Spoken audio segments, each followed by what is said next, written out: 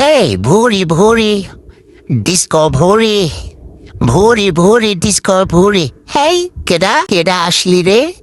যে আসছোস তার মাথার উপর বড় একটা ঠাডা পর্ব কইলাম। আমার বুড়িলে আমি গান গাই, তাতে কার এত কি সমস্যা? ভাল লাগে না আমার। সব সময় আমার বুড়িটা নিয়ে মাইসের এত টেনশন।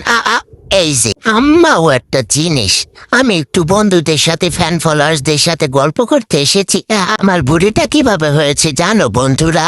আসলে আমি একটু ভাত মাছ মাংস একটু বেশি খাই জানো বন্ধুরা।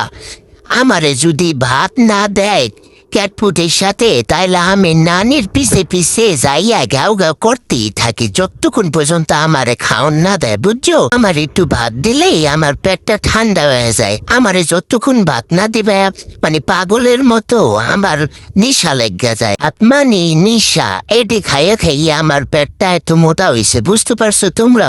তোমরা তো মনে করো আমি সারাদিন একবারে কবজি ডুবে ক্যাটফুড খাই। আমি এত ক্যাটফুড খাই না, বুঝতে পারছো বন্ধুরা? আমি মাছ মাংসটাই বেশি খাই। আমি ক্যাটফুড খাই মাঝে মাঝে, ক্যাটফুড আমি সব সময় খাই না।